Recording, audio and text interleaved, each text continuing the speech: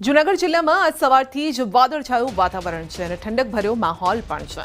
2 દિવસના વિરામ બાદ ફરીથી ક્યાંક ધીમી ધારે તો ક્યાંક ધોધમાર વરસાદ શરૂ થયો છે। માનવદર, વંથલી અને ભેસાણ સહિતના વિવિધ વિસ્તારોમાં છૂટોછવાયો વરસાદ વરસ્યો।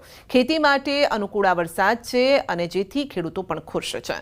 આખા જિલ્લામાં ફરીથી વરસાદી ઝાપટા પડી રહ્યા છે।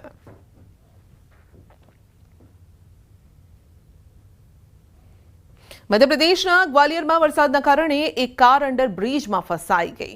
અંડરબ્રિજમાં પાણી ભરાઈ જતા ત્યાંથી પસાર થવામાં હાલાકી પડી અને કારમાં સવાર કાર ચાલક એક મહિલા તેમજ તેના બાળકને આસપાસના લોકોએ સલામત રીતે બહાર કાઢ્યા। વરસાદ પહેલા ડ્રેન ચેમ્બર સાફ ન થવાના કારણે અંડરબ્રિજ પાણીથી ભરાઈ ગયો।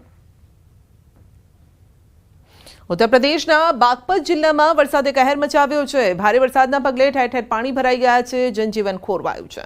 રસ્તા જાણે કે નદી બની ગયા છે અને રોડ પર કમરસમાં પાણી ભરાઈ ગયા છે। અવરજવર કરતા વાહનોના પૈડા પણ થંભી ગયા અને રોડ પર ભરાયેલા પાણીના પ્રવાહ સાથે કાર તણાતી જોવા મળી।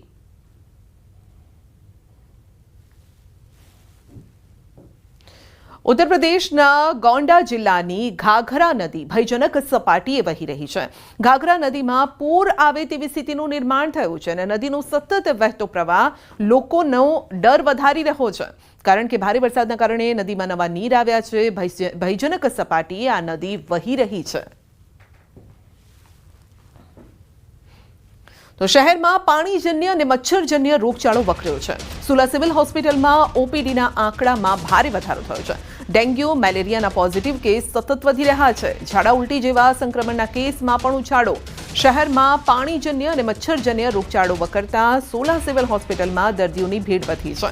એક સપ્તાહમાં હોસ્પિટલમાં કુલ 13,972 ઓપીડી નોંધાઈ છે, જ્યારે કે ડેન્ગ્યુના 186 સેમ્પલમાંથી 18 પોઝિટિવ, મેલેરિયાના 458 સેમ્પલમાંથી 11 પોઝિટિવ અને ઝાડા ઉલટી જેવા રોગમાં પણ વધારો થયો છે।